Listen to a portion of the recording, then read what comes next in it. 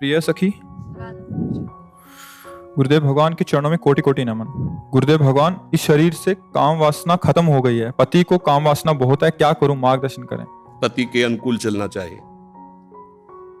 जब दो पाणी ग्रहण करते हैं पति और पत्नी, तो एक दूसरे को सहयोग करके मित्र भाव से चलाना चाहिए। हमें अपनी रुचि दूसरे पर नहीं थोपनी चाहिए, बात ध्यान रखना चाहिए। हम दोनों एक मार्ग के साथी हैं, तो हमको चाहिए कि हमें अपनी रुचि उसके अनुकूल करनी चाहिए, उसको चाहिए कि हम अपनी रुचि को एक दूसरे के अनुकूल कर ले।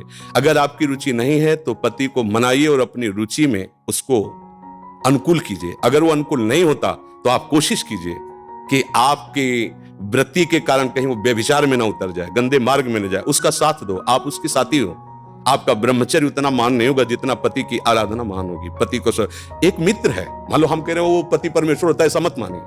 तो एक मित्र है, हम दोनों मिलकर के संसार मार्ग में चलना है। तो हमारी रुचि ही पूरी थोड़ी होती है, दोनों की रुचि मिलनी चाहिए। अगर दोनों रुचि, दोनों ब्रह्मचारी रहो। अगर एक की रुचि नहीं तो दूसरे को सपोर्ट करना चाहिए कि कहीं वो लड़खड़ा के गिर न जाए, उसका मार्ग न भ्रष्ट हो जाए। हम ये देखते हैं कि 4 दिन बाद पति पत्नी ऐसे तलाक, ये क्या है क्या?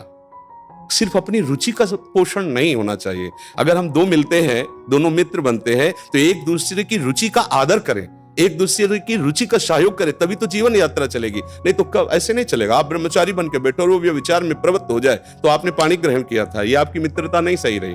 हाँ, वो बहुत ही व्यभिचारी है, अन्य, तो फिर अपने को अलग कर लेना चाहिए। अगर वो एक पत्नी व्रत है तो हमें उसका सहयोग करना चाहिए। उसमें ब्रह्मचर्य की तरफ वृत्ति न रखकर अपने पति की अनुकूलता की तरफ वृत्ति रखनी चाहिए।